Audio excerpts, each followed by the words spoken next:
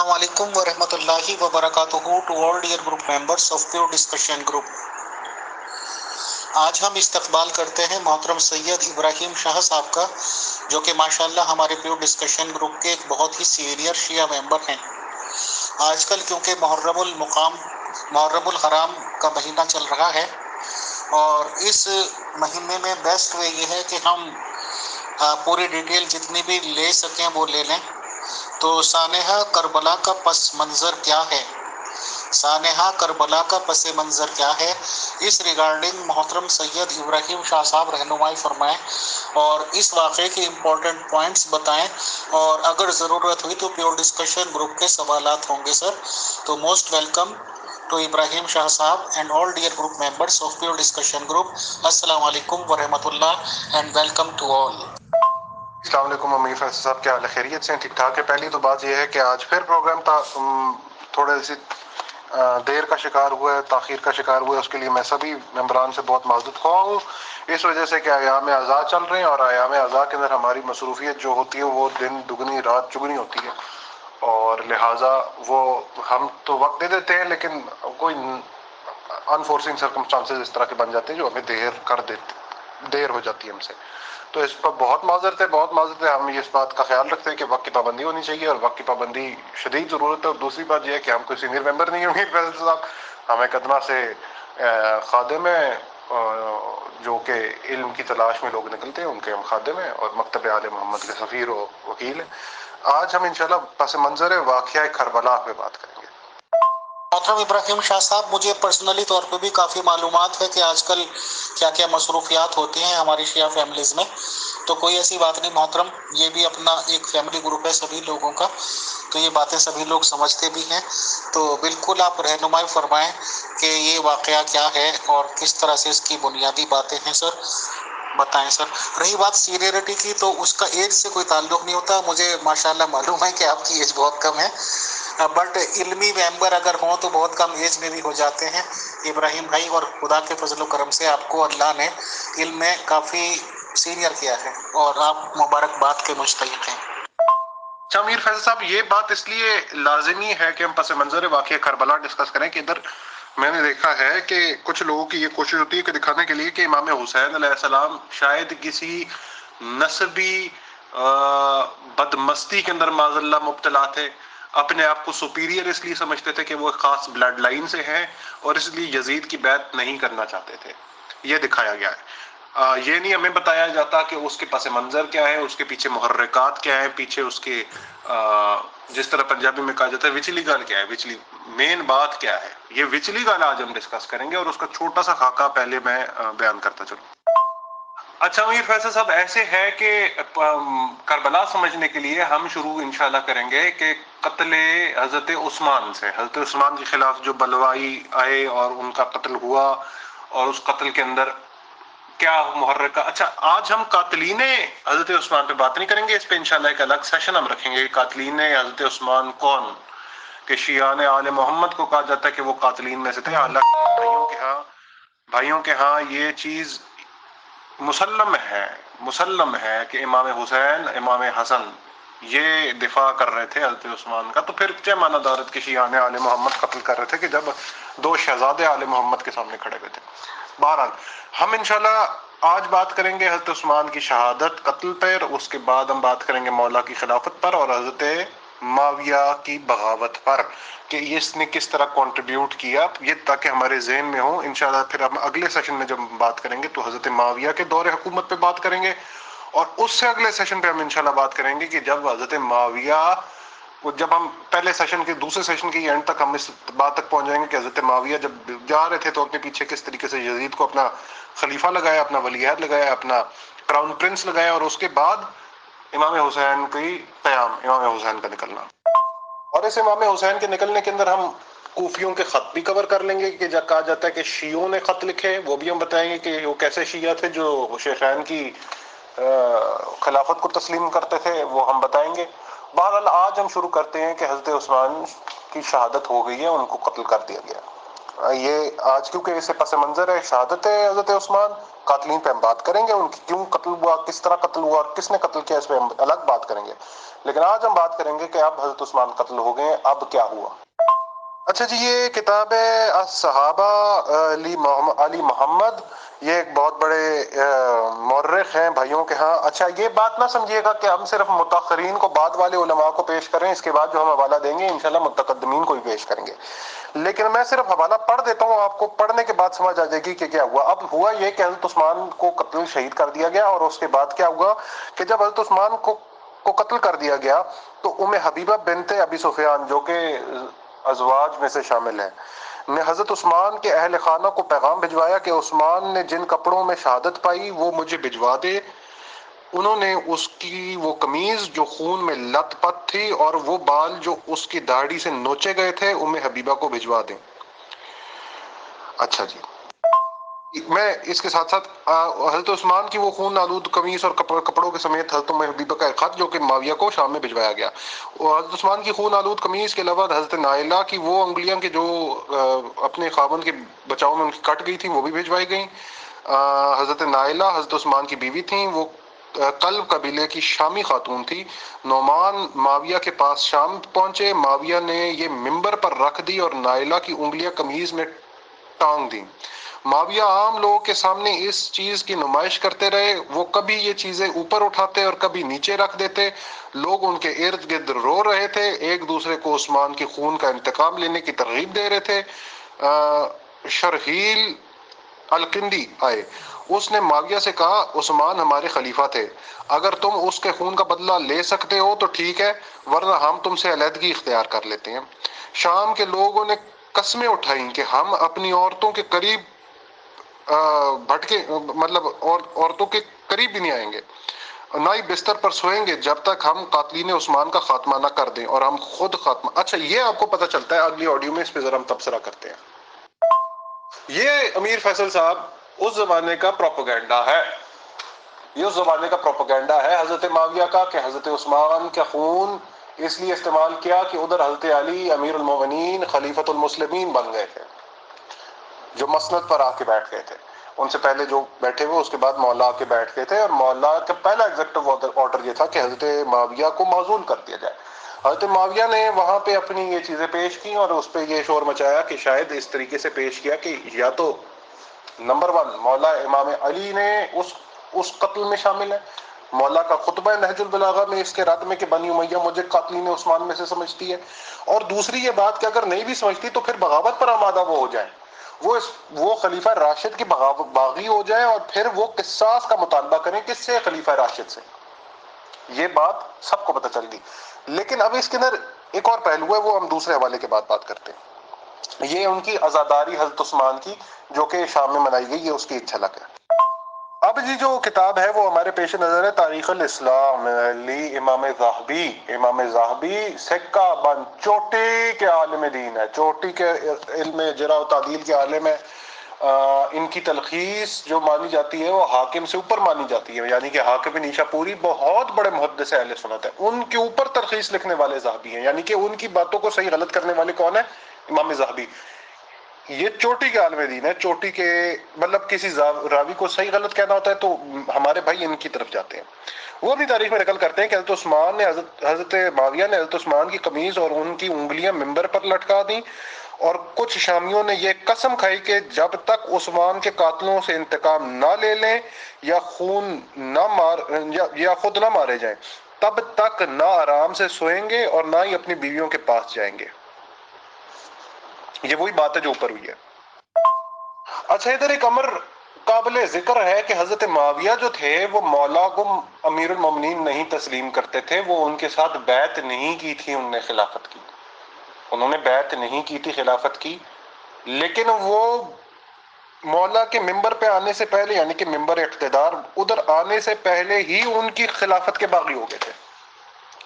وہ اس چیز پہ باغی ہو گئے تھے کہ ہم نے ان کی بیعت نہیں کرنی. کیوں؟ کیونکہ وہ قصاص نہیں لے رہے، نمبر 1. نمبر 2 کہ شاید وہ قاتلین عثمان میں سے خود شامل ہو یا تو ان کے کوئی بندے شامل ہوں، اس لیے شاید قصاص نہ لے رہے ہوں.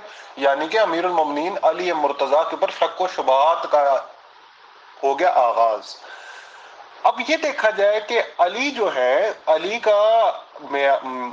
کی فضیلت میں کیا کیا پڑھا جائے.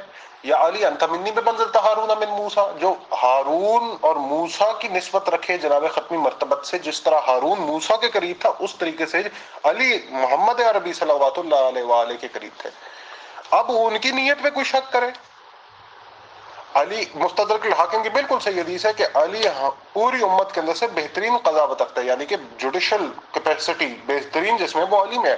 اتنی بہتر ہے کہ حضرت عمر کے دور میں ہمارے بھائی کہتے ہیں کہ مولا قاضی القضار ہے، چیف جسٹس ہے. تو کیا جن پہ حضرت عمر اعتماد کریں جسٹس دینے کا، معاویہ بن ابی سفیان جو بعد میں مؤلفۃ القلوب ہے تو لقاب میں سے شامل ہے، وہ کس طریقے سے شک کرتے ہیں کہ جب حضرت عمر ان پہ یقین کرتے ہیں تو ہمیں نہیں سمجھ آتی یہ کس طریقے سے شک کرتے ہیں. بہرحال اس پہ ہم آگے چلتے ہیں اور دیکھتے ہیں کہ کیا واقعی قصاص کا مطالبہ تھا، کہ کیا محرکات تھے.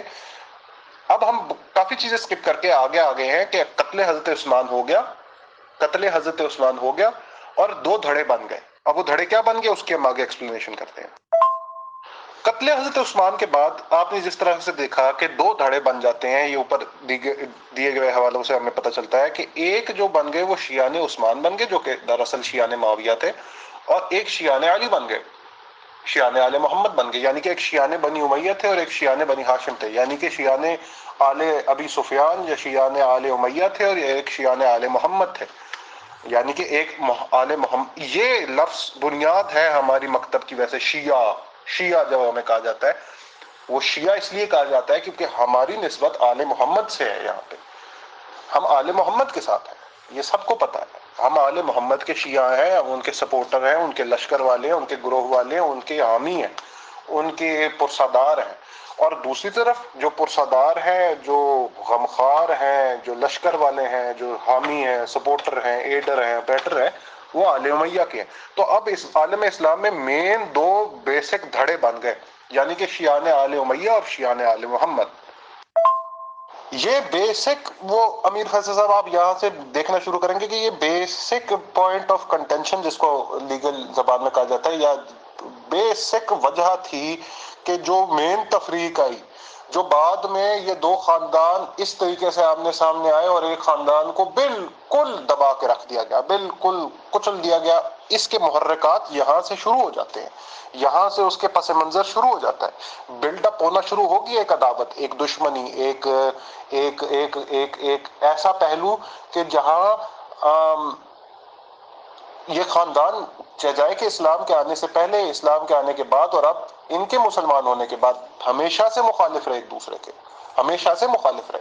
یعنی کہ اسلام آنے سے پہلے متولی، کون متولی ہو اس پہ لڑائی رہی. اس کے بعد اسلام جب آیا تو ظاہری بات ہے ابو سفیان کے کردار سے کون ناواقف ہے، بدر میں صرف سامنے نہیں آئے، باقی تو سب جنگوں میں وہی سامنے آئے. اور پھر وہ مسلمان ہو گئے، ان کی بیوی جو تھیں انہوں نے حضرت حمزہ کو قتل کرایا اور پھر وہ بھی بعد میں مسلمان ہو گئی. اور دیگر آپ نے آپ کو جس طرح سے پتا ہے کہ ان کی خاندان کی آپس میں خلش تھی. اب جو ہے، اب تو یہ بغاوت بالکل سرعام ہو گئی. اچھا، اس بغاوت کے بارے میں ہمیں ایک حدیث بھی ملتی ہے، اب اس حدیث کی طرف ہم چلتے ہیں. اچھا جی، یہ حدیث ہے، صحیح بخاری کی حدیث ہے. اس کا نشان ہے 2812 2812، صحیح بخاری کی حدیث ہے. اور یہ حدیث ایسے ہے کہ ابو سعید رضی اللہ عنہ اپنے رضائی بھائی کے ساتھ باغ میں تھے اور باغ کو پانی دے رہے تھے. جب آپ نے ہمیں دیکھا تو ہمارے پاس تشریف لائے اور چادر اوڑھ کر گھونٹ مار کر بیٹھ گئے، یعنی کہ ٹانگوں کو ساتھ جوڑ کے ان کے اوپر ہاتھ رکھ کے بیٹھ گئے. اس کے بعد بیان فرمایا کہ ہم مسجد نبوی کی اینٹیں ہجرت نبوی کے بعد تعمیر مسجد کے لیے ایک ایک کر کے ڈھو رہے تھے، لیکن عمار رضی اللہ عنہ دو دو اینٹیں لا رہے تھے. اتنے میں نبی کریم صلی اللہ علیہ وآلہ وسلم ادھر سے گزرے اور ان کے سر سے غبار صاف کیا. پھر فرمایا وَيْحَ عمار، وَيْحَ عمار تَقْتُلُوهُ الْفِئَةُ الْبَاغِيَّةُ، اے عمار افسوس ہے، اے ابن سمیہ افسوس ہے کہ تجھے ایک باغی جماعت قتل کرے گی. عمار کو ایک باغی جماعت قتل کرے گی. یہ انہیں اللہ کی طرف دعوت دیں گے لیکن وہ اسے جہنم کی طرف بلائیں گے. یدعو الی النار کے الفاظ ہیں کہ جہنم کی طرف دعوت دیں گے. یہ میرے الفاظ نہیں ہے، جناب ختمی مرتبت کے الفاظ ہیں. اچھا عمار کون ہے؟ ایک آڈیو اس پہ بھی ہم کرتے چلیں. اچھا حضرت عمار کون ہے جی؟ عمار رضوان اللہ تعالیٰ کون ہے؟ عمار سے کون نا واقف ہے؟ عمار عالم اسلام کے محسنین میں سے ایک ہیں. عمار ابن یاسر رضوان اللہ تعالیٰ عالم اسلام کے اندر وہ چند اصحاب کرام میں سے ہیں جو پہلے ایمان لائے ہیں، پر اوائل کے مسلمان میں سے، اور قریش کی بدترین بربریت کے شکار رہے ہیں. ایسی بربریت کے شکار رہے ہیں کہ ان کی والدہ حضرت سمیہ کو ابو جہل نے 2 لخت کر دیا تھا، چیر دیا تھا، ایسے چیر دیا تھا، اور بھی بہت کچھ کیا تھا جو کہ ان کی شان کے خلاف ہے کہ ہم پھر سے دہرائیں. اور حضرت یاسر کو بھی اس ملعون نے، حرام زادے نے شہید کر دیا تھا. یہ عالم اسلام کے پہلے شہداء ہیں، پہلے شہداء ہیں، اور ان کے لیے جنت کی بشارت جناب رسول عربی نے دی. اور وہ جنت کی بشارت حضرت عمار کے پاس کون لے کے آئے؟ اسد اللہ و اسد الرسول، امیر حمزہ امیر طیبہ رضوان اللہ تعالی، یہ لائے. اور عمار جناب رسول کی عمر کے مطابق تھے. اب یہ نہ سمجھے کہ یہ ایک اینٹ اٹھا کے لا رہے ہیں، کہ وہ پہاڑی پتھر اٹھا کے لا رہے ہیں، ایک نہیں 2 پتھر اٹھا کے لا رہے ہیں. ماشاءاللہ کافی عمر تھی. تو عمار کی جنگ صفین میں 93 ایئرز عمر ہے، اور وہ پھر بھی لڑ رہے ہیں. کیوں لڑ رہے ہیں؟ ان کو بشارت ہے ان کے لیے، وہ جس طرف ہے وہ ادھر حق ہے. اور صرف یہ مولا کی حقانیت پہ دلیل نہیں ہے، یہ مولا کی حقانیت بھی ایک دلیلوں میں سے ایک دلیل ہے کہ عمار اس لشکر میں تھے. مولا کا خود ہونا اس لشکر میں ایک اکتفا کرتا ہے، لیکن بھائیوں کے ہاں چونکہ حدیث ملتی ہے تو مولا پہ اکتفا نہیں کرتے، تو لہٰذا ہم یہ حدیث پیش کرتے ہیں. اب اس حدیث کے محرکات کیا ہیں، کیا اس کے آؤٹ کمز ہیں، اس پہ بات کرتے ہیں. بہرحال اس کے جلدی میں یہ چیز کور کر دوں کہ یہ کہا جاتا ہے کہ بخاری کی حدیث نہیں ہے، باغ مخطوطے میں لکھی گئی ہے، یہ ہے وہ ہے. جی ہم اتنے بچے نہیں ہیں، یہ چورن کسی اور کو جا کے بیچیے گا. یہ متن جو ہے وہ تلقی بالقبول ہے. تلقی بالقبول وہ ہوتا ہے کہ جب سند یہ نہ ہو اور دوسری سندوں سے یہی حدیث ثابت ہو. یہ متواتر حدیث ہے. اتنی سندیں ہم اس پہ پیش کر سکتے ہیں، اتنے ترک ہم پیش کر سکتے ہیں کہ یہ پریشان ہو جائیں گے. یہ صرف بخاری سے جان چھڑوائیں گے تو صرف یہ اکتفا نہیں کرے گا. بخاری کے ہمیں اتنا بدھو سمجھیں، نہ عوام کو اتنا بدھو بنائیں، نہ خود اتنے بدھو بنے، نہ ہمیں بنائیں، نہ عوام کو بنائیں. ہاں جی یہ بعد میں مخطوطے میں کسی نے لکھ دی. بھائی سند کو تلقی بالقبول ہے. تلقی بالقبول پھر وہ میں بتاتا ہوں وہ ہوتا ہے کہ جب ایک ہی سند سے مختلف سندوں سے ایک ہی متن بار بار ہے. اچھا اس کا متن جو آیا مسند احمد ابن حنبل کے اندر، وہ حضرت معاویہ کا بھی پوزیشن اس حدیث کے اوپر بتا دیتا ہے کہ ان تک جب یہ حدیث پہنچی تو وہ کیا مانتے تھے مولا کو. اب آپ کو سمجھ آئے گی کہ وہ مولا کو سمجھتے اصل میں کیا تھے. مسند احمد ابن حنبل سے میں حوالہ دیتا ہوں. اچھا جی یہ بات قابل غور ہے کہ حضرت معاویہ مولا علی کو نہیں سمجھتے تھے کچھ. وہ نہیں سمجھتے تھے کچھ، وہ کچھ نہیں سمجھتے تھے. وہ کیوں کچھ نہیں سمجھتے تھے کہ آپ تک یہ حدیث آ گئی کہ عمار کو ایک باغی جماعت قتل کرے گی. آپ پھر آگے چلیے گا. مسند احمد ابن حنبل، شعیب آرناؤت کی تحقیق ہے بھائیوں کے، آپ بہت بڑے یہ موقع کے ہیں، حدیث بالکل ٹھیک ہے. فرماتے ہیں کہ جی وہی ہم مار تقتلون فیات الباغیہ، کہنے لگے کہ کیا تم نبی کو حضرت عمار بن یاسر کے بارے میں یہ کہتے ہوئے نہیں سنا کہ افسوس اے ابن سمیہ کے بیٹے، اے ابن سمیہ، یہ ابن سمیہ کے بیٹے نہیں، ابن سمیہ، تجھے ایک باغی گروہ قتل کرے گا. عمر ابن العاص معاویہ کے وزیر اعظم. عمر نے معاویہ سے کہا تم اس کی بات سن رہے ہو؟ معاویہ کہنے لگا تم ہمیشہ ایسی پریشان کن خبر لے کے کر آتے ہو. کیا ہم نے اسے شہید کیا ہے؟ انہیں تو ان لوگوں نے شہید کیا ہے جو انہیں لائے ہیں جنگ میں. یعنی کہ وہ باغی مولا کو کہہ رہے ہیں، وہ مولا کو باغی سمجھتے تھے. معاذ اللہ نقل کفر نہ باشد، وہ مولا کو باغی سمجھتے تھے. تو پھر کس لیے قصاص مانگ رہے ہیں؟ ایک باغی سے کیا قصاص مانگنا؟ اب ذرا قصاص کی طرف ہم چلتے ہیں نا، ذرا ایک دو اس پہ بھی ہم تبصرہ کرتے چلیں. دیکھیں جی قصاص اسے مانگا جاتا ہے جو نمبر 1 حاکم وقت ہو اور مانگنے والا وارث مقتول ہو. معاویہ جو تھے وہ کہاں سے وارث آئے؟ حضرت عثمان کے کوئی بچے نہیں زندہ تھے؟ چلیں ٹھیک ہے جی، سردار لیتا ہے، آپ نے بنی امیہ کا سردار معاویہ صاحب کو بنا دیا. یہ قصاص مانگنے آئے تھے؟ کس سے مانگنے آئے تھے؟ جس کو خود باغی کہہ رہے ہیں، رسول اللہ کی زبان سے باغی کہہ رہے ہیں معاذ اللہ. وہ جو بندہ مولا کو باغی سمجھے اس کے سامنے مولا کی کیا حیثیت؟ یہ مولا کو کچھ بھی نہیں سمجھتے تھے، کچھ بھی نہیں سمجھتے تھے. کچھ بھی نہیں سمجھتے تھے. اور پھر یہ اوپر سے استفسار کہ نہیں جی ایک باغی سے ہم نے پھر قصاص بھی لینا ہے، اور قصاص لینا ہے نہیں آپ خلیفہ وقت بھی ہیں لیکن آپ کو ہم نے خلیفہ بھی نہیں ماننا، نہیں پھر آپ نہیں میں قصاص لے کے جانا ہے. بھائی طریقہ یہ ہوتا کہ آپ بیعت کرتے، اولي الامر مانتے مولا کو، پھر کہتے قصاص لے، تو ہاں قصاص لے.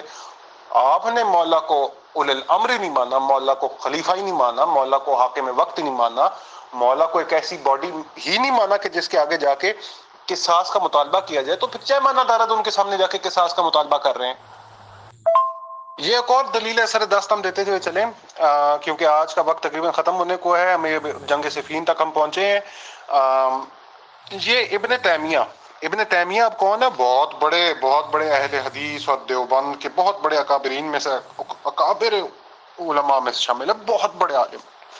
صحیح مسلم کے لیے ایک چیز لکھتے ہیں، صحیح مسلم کے اندر ایک حدیث ہے، تحریر کرتے ہیں کہ بہرکیف سعد بن ابی وقاص والی حدیث کہ معاویہ نے انہیں حضرت علی کو برا بھلا اور گالیاں دینے کا کہا تو انہوں نے انکار کر دیا، یعنی کہ معاویہ سب حکم دے رہے تھے کہ گالی دیں، ابن تیمیہ اقرار کر رہے ہیں جو مولا کو گالیاں دیں، لعن و تبرہ کریں اور دوسروں کو کہیں، اور سعد بن ابی وقاص جیسے اکابر امت کو کہیں کہ بھائی لعن کریں مولا پر، تو وہ کیا مولا کو سمجھتے ہوں گے؟ وہ کیا سمجھتے ہوں گے؟ وہ مولا کو کیا سمجھتے ہوں گے؟ یہ سارا ڈھونگ ہے قصاص عثمان کا. یہ قصاص مانگنا چاہتے، مولا کی بیعت کرتے، بیعت کرنے کے بعد مولا کو کہتے قصاص لیں تو مولا لیتے. کیا آپ کو مولا پہ یقین نہیں ہے؟ جن کے اوپر حضرت عمر یقین کریں ان پہ آپ کو یقین نہیں ہے؟ کیا بات ہے جی آپ کی. اچھا جی چلیں جی، اگر وہ کہیں گے جی قصاص بھی نہیں مانگ، چلو جی اصل میں جی اجتہادی خطا ہوگی جی، بس چلو رہنے دو. تو اس کے لیے علامہ بدر الدین عینی حنفی احناف کے بہت بڑے عالم لکھتے ہیں، کیا نام ہے، شرح صحیح مسلم کے اندر جو انہوں نے اپنی کی ہے، عمدۃ القاری نہیں، یہ تو شرح صحیح بخاری ہے، یہ جو شرح صحیح مسلم ہے اس کے اندر وہ لکھتے ہیں کہ فرمایا کہ بدر الدین عینی حنفی کہتے ہیں کہ میں کہتا ہوں کہ حضرت معاویہ کی خطا کو اجتہادی خطا کیسے کہا جا سکتا ہے کہ جب ان کے اجتہاد پر کوئی دلیل ہی نہیں ہے، حالانکہ ان تک یہ حدیث پہنچ چکی تھی جس میں رسول نے فرمایا افسوس سمیہ کو بیٹے کو ایک باغی جماعت قتل کرے گی. تم مجھے بتائیں کہ جب ہم نے مستد احمد سے تصریح دکھا دی کہ ان تک حدیث پہنچ گئی، ان کی کہاں، کیا رسول کے آگے اجتہاد ہوتا ہے؟ کیا رسول کے سامنے اجتہاد ہو سکتا ہے؟ بالکل نہیں ہو سکتا. رسول کے حدیث کے سامنے اجتہاد نہیں ہو سکتا، کوئی اجتہادی خطا بھی نہیں تھی. اجتہاد یعنی کہ اپنی رائے تب نکالی جاتی ہے جب ہمارے پاس کوئی نص نہ ہو، کوئی دلیل نہ ہو.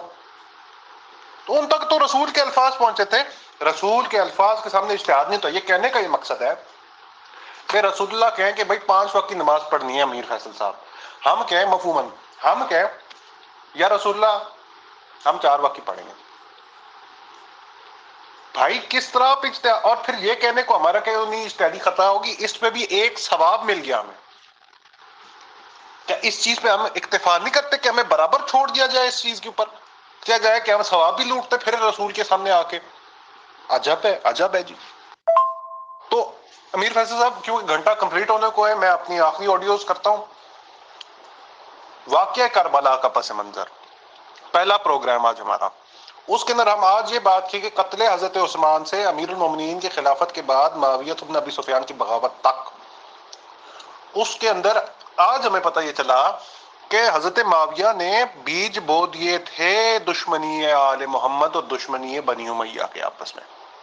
کیونکہ وہ ادھر کہتے تھے کہ جی انہیں قتل کرایا ہے، قتل نہیں کرایا تو یہ قصاص کس طرح دے؟ بھائی آپ ان کو کچھ ماننے تو ہو نا. یہ اسی طرح ہے امیر فیصل صاحب کہ میں کہوں تم جج تو نہیں ہو لیکن تم میرا کیس سنو. جج صاحب کہیں گے مجھے جج کیوں مانتے ہی نہیں ہو تو میرے سامنے کیا لینے آتے ہو؟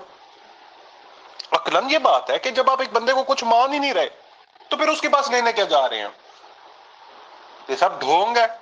یہ کوئی قصاص عثمان کی بات نہیں تھی، یہ ایک جامہ پہنایا گیا قصاص عثمان کا تاکہ شامیوں کو پاگل بنایا جائے، جو وہ بن گئے اور آگے جنگ لڑنے کے لیے.